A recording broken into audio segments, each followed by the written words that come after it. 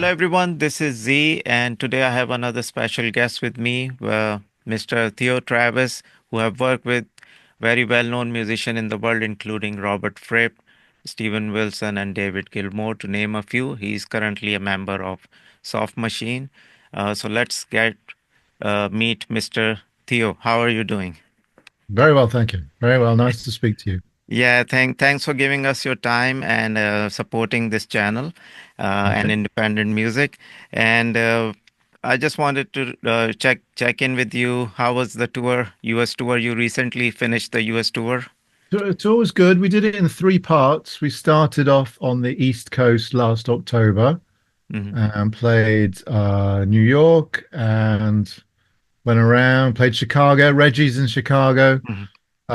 And then we came back in June of this year and we just did Los Angeles, Oakland, Yoshi's in Oakland, and I think it was San Diego we did.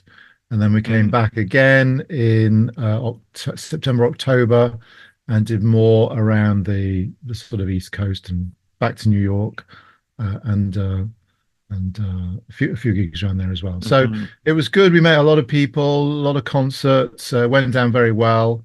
Um, so it was good to connect with the American audiences and play the American clubs, and for them to hear the music that we're doing now. Yeah, so it's been good. Yeah, that's awesome. Yeah, I missed. I think you guys in Chicago.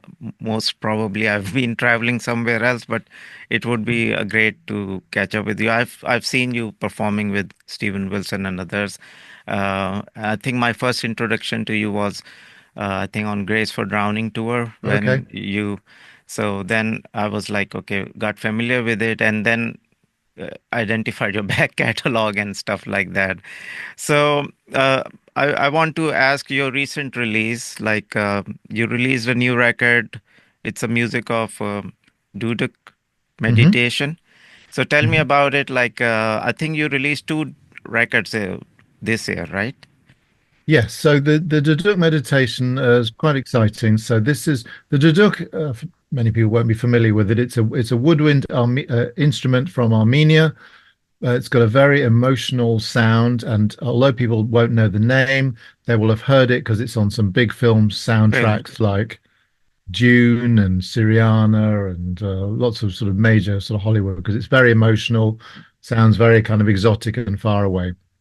So I started playing it a few years ago. Didier Malherbe Gong used to like playing it, and he would play it, and but I kind of got into it more recently, just very drawn to the emotional power of the sound. And Mhm. I have a YouTube channel, Theo Travis Official, and I just for something to do, I think in lockdown I put up a 1 hour meditation track, which is just a long kind of drone, ambient drone with this duduk playing a kind of improvisation essentially. Mhm.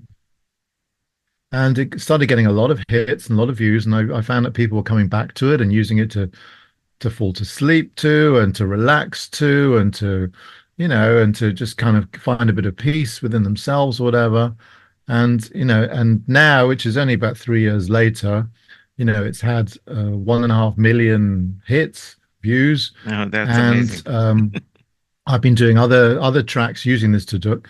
And at the beginning of this year, about January 2024, I saw Stephen Wilson. We're friends. He lives quite locally, and I suggested this idea of doing a track with a duduk, but Steve specializes in these immersive soundscapes, surround sounds, Dolby Atmos mixes. And I Yeah. thought, well, wouldn't it be amazing to have, a beautiful sort of duduk meditation, but then this kind of glorious surround sound Atmos mix Hmm. that Steve's such a master at. He said, yeah, great, let's give it a try. So that's kind of how it started. And then we did it. I mean, I wasn't sure what to do with it, and I approached Declan, who runs or ran the label Panegyric that issues all the King Crimson music, Hmm. and he got quite excited. He said, "Oh, this is a really good idea. I think this could reach quite a broad audience, and although it's in a way quite a unique thing, it's got a mass appeal, and let's try and do it and put it out, and not just CD, but we'll do a Blu-ray for the full Dolby Atmos mix and the 5.1 mix, and and we can release it properly worldwide and see how it goes. So that's exactly what we've done, and it's been interesting hearing people's response to it, and it's exciting. Yeah, And that it's that's obviously that's very really different from the whole kind of progressive rock stuff that I often do, but at the same time, it's with Steve, it's with me, it's a kind of progressive idea. It's a lush soundscape, it's musically ambitious, which is a lot of the sort of thing that, progressive rock's interested in. Just, yeah. I mean, there's a link to the kind of Fripp soundscapes or the Brian Eno sound. So it's kind of all, it makes sense and it sort of connects Yeah, I've together. been always a fan of like you said, cinematic movie scores where you have this duduk sound, and I've been familiar with this before. And when I saw that you are like releasing this record, and I was like really keen into it to learn more Mm, about it, like how, great. and it sounds really beautiful. Talking about the recording process of that, like how you recorded that duduk, is it like in your studio or somewhere else? Um, so it's mainly done in my studio. So for the album with Steve, Aeolus, it's called. We started with the soundscapes, which is kind of the background, if you like, the sort of scene in which it is set, and we recorded that at Stephen Wilson's studio, Hmm. using the alto flute and live looping and some of the stuff that I do anyway. And then he did a lot of work processing that, and then I recorded the Duduk mainly in my studio, but then we brought it all together, and then there was some sort of extra production and mixing to make it all happen. So it was a combination of his studio and my studio. Okay. But generally, for the meditation tracks on my channel, I do it all in my own studio. So it's like a very 1 hour long piece. How you It's put one it to hour long. Yeah, it how you one put it one together. key doesn't change key. It's the mood is kind of similar. It's just like maximum chill, maximum chill. Yeah, I mean it's a perfect like ambient music, and Yeah, or you want to like relax a little bit, put exactly, your headphones on and listen to it. exactly, And exactly. I've been playing golf. I was practicing golf and stuff, and I was like, I put this album on, and You fell wha- asleep. You probably sat down. I mean, one Why should hour I run passed. around? 1 hour passed, and I was like, okay, this is great. So, so how you put it together, all these pieces? There are like different movement you compose, or it's like just totally Well, it's it's improvisation, it's or almost like a big slow development. So there's one sort of big idea at the beginning, and it just, some of it is quite a lot of it's an improvisation, and it kind of develops as it goes along. The flutes backing. I mean, Stephen Wilson has a great way of processing natural sound. So Mhm. he'd sort of explore this way of developing and processing the flute sound so that it kind of goes into different spaces. And then about halfway through, about sort of 32, 33 minute point, it kind of changes. He's kind of changed the sound of the duduk. I think goes higher, and it kind of goes into a bit of a different space for a while, and then sort of later on it kind of comes back to sort of where it started with the original sound. Sort of starts to get quiet. Slow. Everything's slow. Gets Mhm. quiet slowly and sort of starts to fade off. So it's like one long, slow story. That's the idea, rather Mhm. than being individual tracks. So you can Okay. just kind of let it flow and just sort of go with it. That's the idea. Yeah, that's so you wrote two pieces. One is called Inner Sun and one is Aeolus, right? Yeah, that's right. So, So Inner Sun is just on the YouTube channel. mhm, Aeolus is the one on the CD and DVD, but we also added for the Blu-ray, mhm. Ancient Soul Modern Times, which is the 1.5 million one on YouTube, just as a 1 hour bonus track, really, Bonus track, to give okay. someone else, to listen to, but in glorious, high resolution and everything. So yeah. Okay.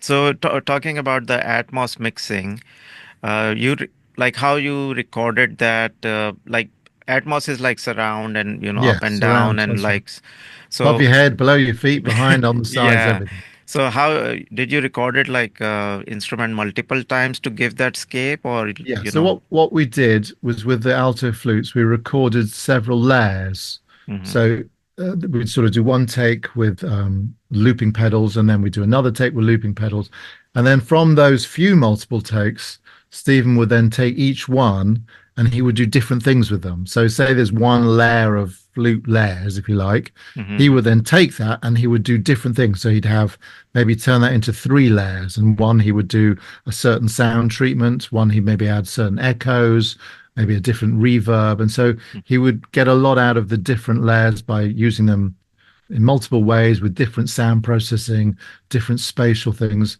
And then there'd be another layer and there'd be multiples of that. And then within all these multiple different layers, you would place them around the room. So there'd be some to the side, some would be, in the center, some behind, and they'd kind of flow into each other. So it's just like a big, comfy pillow surrounding you in sort of subtle differences, but so that there's movement Movement, and so you that it's feel more like than just inside. yeah. So Yeah. you're kind of inside the. So not only is it very relaxing and sort of gentle, but it's you're kind of inside it, Yeah. inside a big pillow, I mean, yeah, I'll definitely check it out again with the, a big, uh, you know, immersive sound. Yeah, immersive. I haven't listened to Atmos yet. I mean, Apple Music has some Atmos stuff, that's but right. They do a kind of virtual thing where yeah. it's not fully Atmos, but you get a little bit more spatial awareness from the sound than just the stereo. So. Hmm. So I want to touch base with your other projects. What you are currently involved with, if anything you want to share. Sure. Well, mainly at the moment, we've been touring with Soft Machine. Hmm. So as you say, we came to America. We've been touring around Britain. We done some, a lot of concerts, and it's been really kind of developing because some of the tunes. Well, we've played quite a lot of the recent album. We did an album called Other Doors, which just came out a year ago, touring that. But we do quite a lot of music that involves a lot of improvisation, and that changes every night. And we're also working towards doing a new studio album, which we're hoping to do early next year, sort of release later in Hmm. the year, all being well. So Soft Machine's been a very busy part of what I've been doing, Hmm. as well as the sort of more ambient and Atmos stuff. And are you guys going to the cruise this year or Not next this year? time, not this time. We've done it twice, and it's fantastic. We had a really good time. I think the last time was 2019, so it was a few years ago Few now. years ago. But the cruise is really good, and we've had a lot of fun doing that. So I hope we'll do that again, maybe after the next album's released. I mean, another thing that might be a bit. So I also record on other people. I get asked to play on other people's music. Hmm.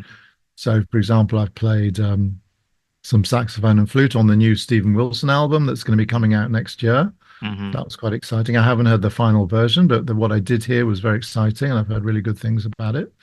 So that's been good. And there's a new album by an artist called Gary Kemp. You may have Hmm. heard of him. He's worked with Stephen Wilson, but he was in a big band called Spandau Ballet. I don't know if they did anything in America, but played on his new album as well. So that was Okay. exciting. Yeah. Also, So I want to touch base with your previous work with maybe let's start with your like how you became musician at first.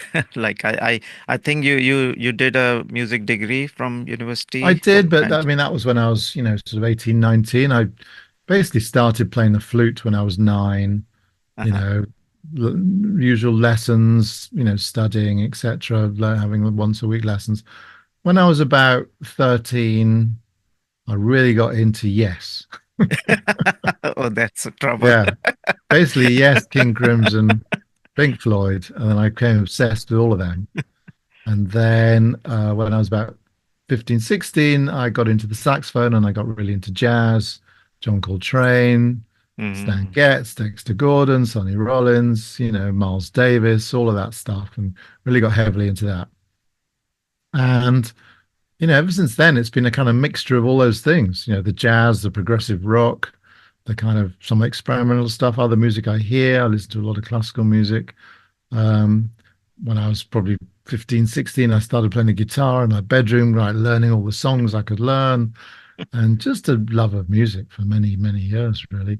And I tend to explore the music related to the stuff I like, whether it's Hmm. progressive rock or kind of the Frippino thing, Yeah. or classical, or just my own. stuff I write and play with my own band. I've got a quartet double talk, and we made two albums, and we've toured quite a lot around the jazz clubs. Hmm. And I write for that. It's kind of progressive end of jazz, I think you'd probably call it. But so, and then between these things and just, loving a lot of music, I've been invited to play with other people. And, one thing can lead to another, or you play with someone and it works well, and then someone hears a record with you on and they ask you to do something else. So there's kind of a lot of connections. It sends a lot of connections in the musicians network and scene, particularly in London. Yeah. So how was that like you list got into King Crimson as a early age and then meeting Robert Fripp and working with him like Well, it was how, very exciting. I can mean, you as you share can your imagine. stories like how you actually met him first time and then Yeah, like sure. eventually working with him on many Sure. Well, records? it's quite a funny story actually because I recorded an album with David Sylvian, and the album's called The band was Nine Horses, and the album's Snowborn Sorrow. Very good album. And I was asked to come and play some saxophone and flute on the album. And on the day I was there, Robert Fripp had just left. He'd been in that morning recording some tracks for the album. Hmm.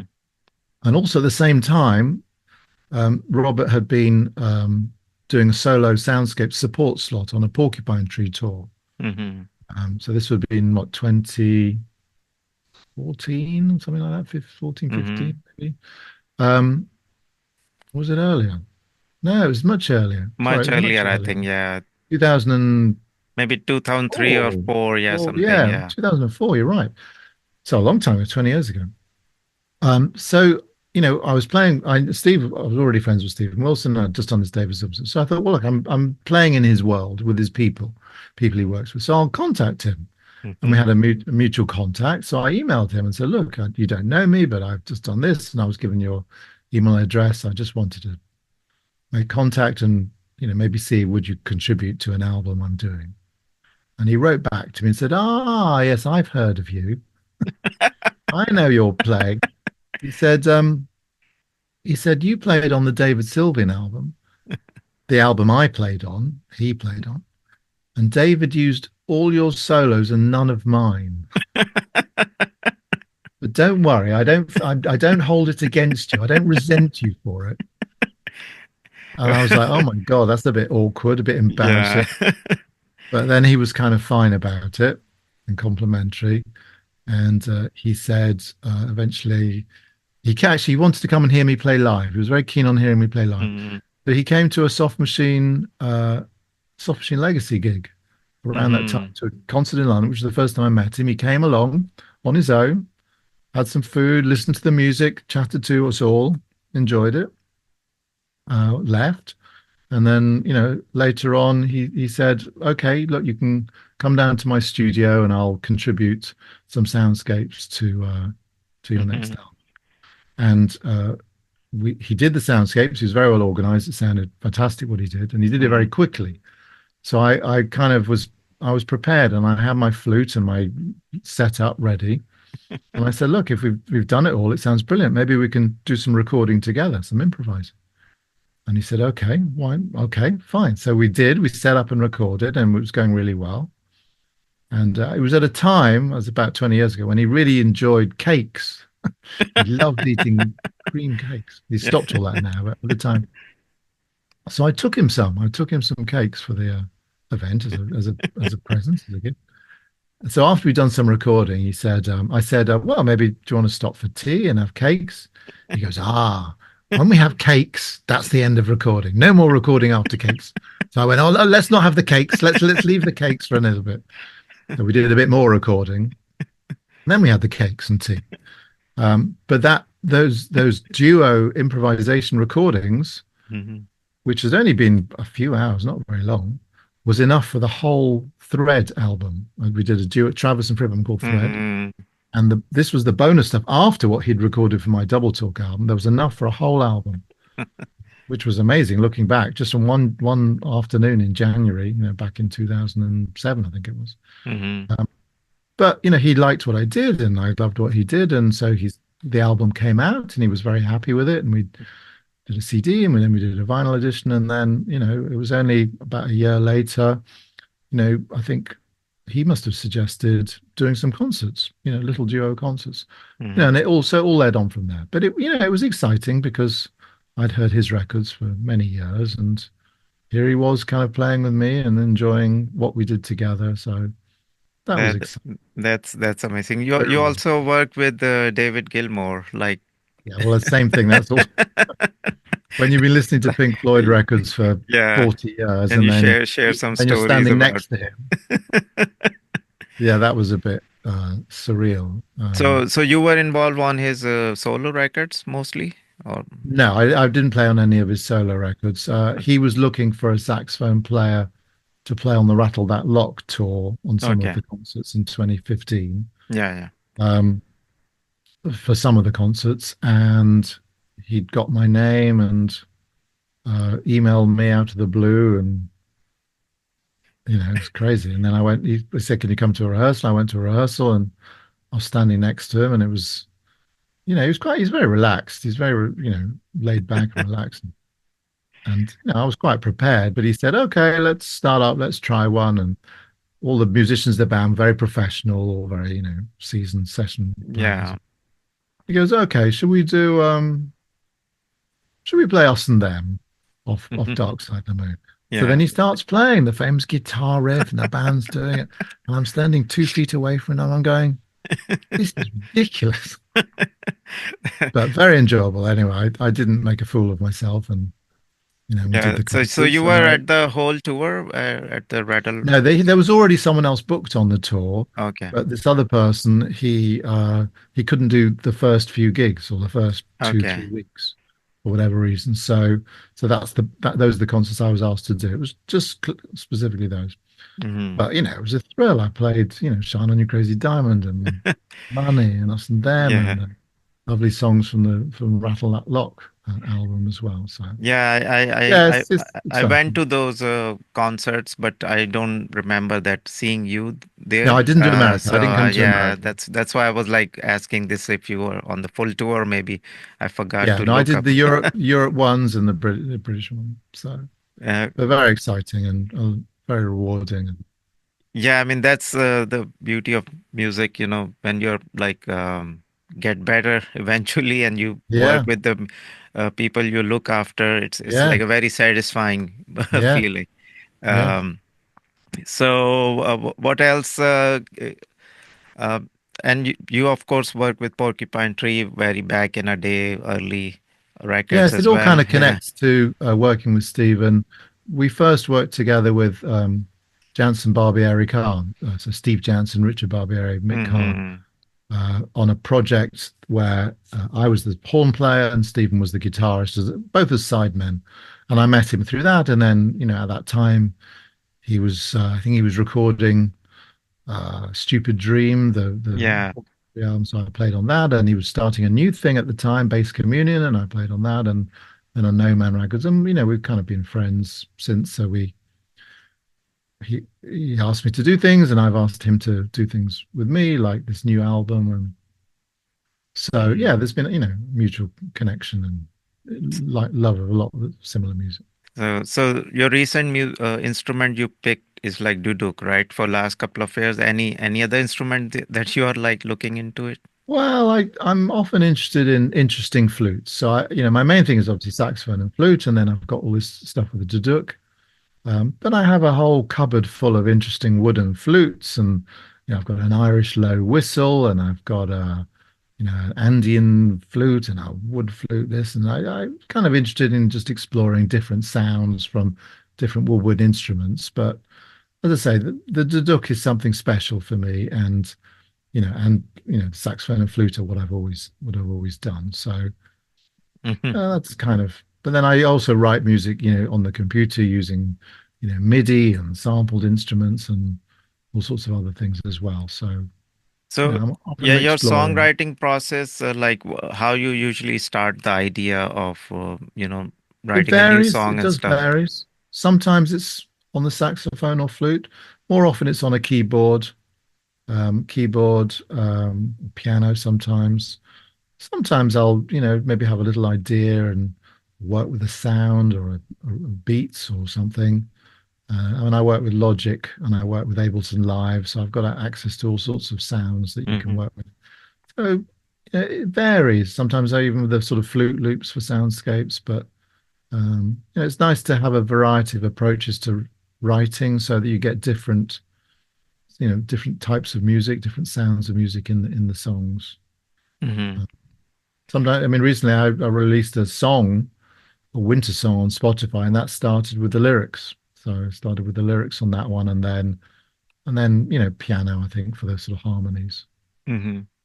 So usually you have like a whole home studio or somewhere, like you Yeah, have a place to record yeah. stuff. I've got a home studio, so I Okay. work from that. Yeah. Do you use any analog gear as well, like synthesizers and stuff, or you have like I've got a digital? Fender Rhodes. I've got a classic Fender Rhodes piano, so I like that a lot, and I do like to use that Hmm. much more than a synthesized electric piano. I don't really use synthesized electric piano. Occasionally, as a sort of texture, but I like the analog Fender Rhodes, very analog. Obviously, the woodwind's all analog. Sometimes if I'm demoing something, I'll use, electronic MIDI synthesized, but Hmm. I am a fan of, real Rhodes, real piano, real organ, you know, real guitar, you know, as much kind of analog. There's just more depth and texture in the sound, I find. So I do like to use that where I can. All right. Thanks, Theo, for your time. I really appreciate it. And um, can you tell us what we should expect from you in 2025?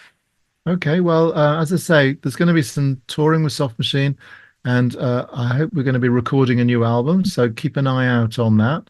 But as I say, I've kind of always got lots of different projects going on. So if people are interested, they could look at theotravis.com, which will sort of discuss any new projects.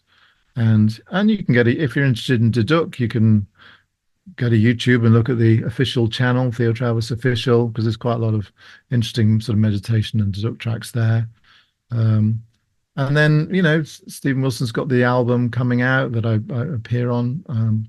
And then, I get involved in lots of interesting and quite varied things. So, Hmm. as I say, the central place is the sort of website, which kind of keeps tabs on what's going, explains what I'm doing. But who knows? Maybe there'll be something radically different in 2025 as well as all of that. But certainly there'll be quite a bit of soft machine activity. So, any Travis and Fripp record we should expect or no? I'm not expecting any new one next year. I mean, there's five of them out already, Okay. and I think they're now all on Spotify. So if people are curious, you can always have a listen on there. Hmm. There's the physical product as well, but if people are just curious what it sounds like, they can always investigate. But there's no talk of a new one this year. All right. We wish you best of luck for the 2025 and healthy and, keep playing music. Thanks again for your time and, supporting us. And, I'll see you hopefully next year on tour. Thank you very much. Thank you. Thank, Thanks, thank everybody. you.